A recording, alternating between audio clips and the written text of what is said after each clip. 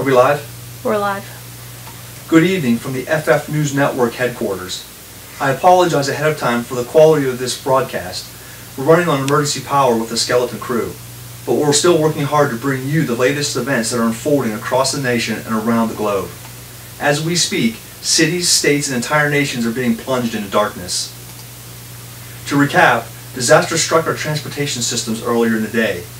A train derailment in Texas, the first of many, cost 12 lives, including the engineer and his crew. Officials initially believed that the cause was a faulty computer-controlled track switch. We tried to contact the National Transportation Safety Board and the FBI for updates, but they could not be reached for comment.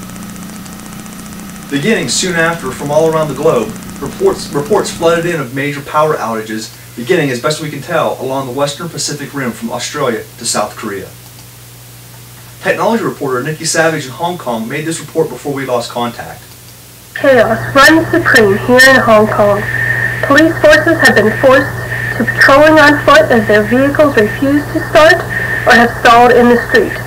They are trying to put a curfew in place, but that task will prove to be monumental if not impossible. The call was dropped and we're hoping to get Nikki back on the line for the rest of the story.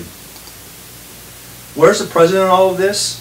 We have not received official word, but reports are indicating that the president and the entire constitutional chain of succession have been moved to undisclosed locations. We're trying to contact our DC Bureau Chief, John Johnson, to get the official story, and we'll keep you updated as soon as we find out. We have some breaking news. Just moments ago, a plane plunged into the Westwood residential neighborhood. Here we see video shot by a camera phone and delivered to the station on foot. Details are still coming in from the scene. We'll have more for you in just a moment. Hold on. We have more. Word just came in that Governor Peterson may have been on board that plane. Eyes on the scene indicate that the plane model is that of the governor's private charter. We do know that the governor and his staff were making an emergency flight back to the state capitol from the national governor's meeting. Reports from the site are saying that there are no survivors from the plane, but they do not indicate the number of casualties on the ground. Again, we'll keep you posted. We have a statement from County Commissioner Dan Stevens.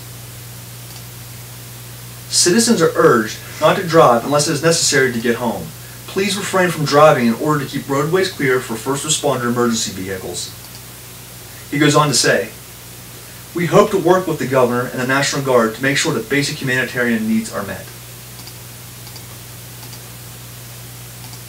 If you're experiencing an electrical outage, local authorities are working with the power companies to log all events.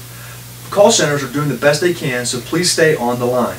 The number is 1-888